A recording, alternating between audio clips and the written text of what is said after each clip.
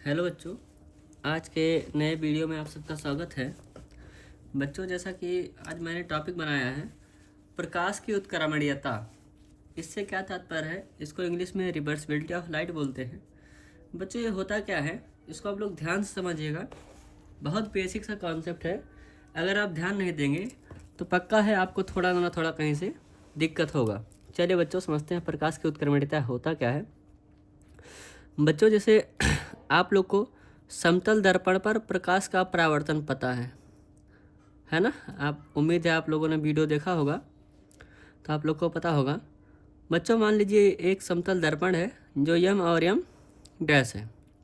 ठीक है बच्चों, तो इस समतल दर्पण पर आपको ये भी पता है कि अगर कोई प्रकाश किरण कहीं से आती है तो उसको हम आपतित किरण के नाम से जानते हैं।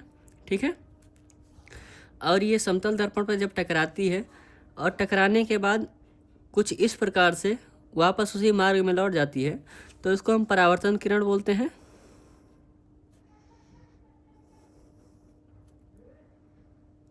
परावर्तन किरण या परावर्तित किरण बोलते हैं। इसको बोलते हैं आपतित किरण, है ना बच्चों। और बीच में एक अभिलंब होता है, ये भी आप लोग को पता है बच्चों, जिसको हम एन से डिनोट करते हैं।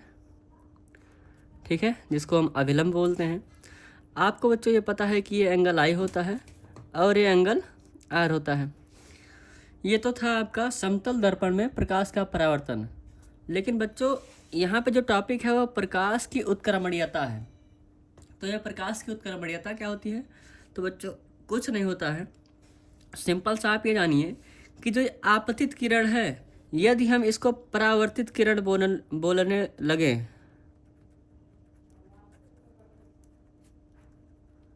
ठीक बच्चों, एक एग्जांपल है कि जो आपतित किरण है अगर हम उसको परावर्तित किरण का नाम देंगे तो जो परावर्तित किरण है ये आपतित किरण अपने आप हो जाएगा। भाई सीधी सी बात है, अगर ये किरण इधर से टकरा के बिंदु ओ से टकरा के ये एक की दिशा में जाने लगेगा, है ना, परावर्तित किरण के रूप में, तो ये जो बी और वो ओ है ये तो आपतित किरण का कार्य करेगी ना। भाई सीधी सी बात है, यदि कोई प्रकाश किरण अगर कहीं से आएगी तभी तो परावर्तन के पश्चात कहीं से होकर जाएगी। तो इसी को बोलते हैं प्रकाश की उत्क्रमणीयता। मतलब आपतित किरण को आप परावर्तित किरण मान लीजिए और परावर्तित किरण को आपतित किरण मान लीजिए। यही होता है प्रकाश की उत्क्रमणीयता। इसको हम लिखते कैसे हैं बच्चों? तो लिखते ये हैं, प्रकाश के परावर्तन की घटना, परावर्तन की घटना में यदि परावर्तित किरण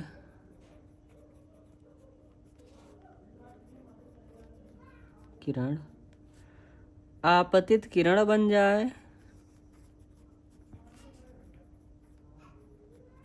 किरण बन जाए और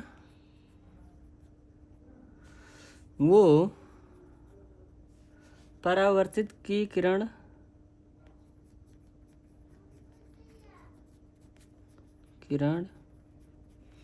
की भांति व्यवहार करे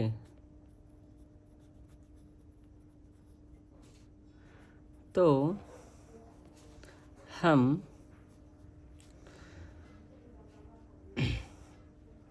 आपतित किरण को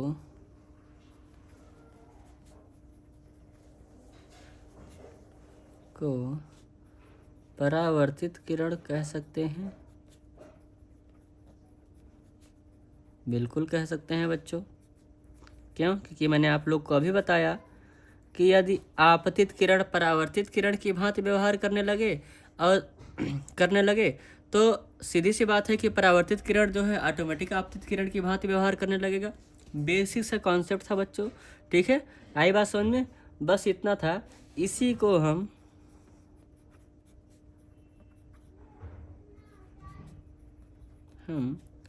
प्रकाश के किरणों की उत्क्रमणीयता कहते हैं।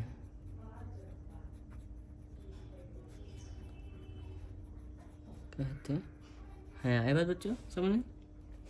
अगर वीडियो अच्छा लगा हो तो लाइक कमेंट शेयर और सब्सक्राइब करते रहिए और हमारे चैनल से जुड़ते रहिए ताकि अच्छे अच्छे वीडियो आपको मिलते रहें। धन्यवाद।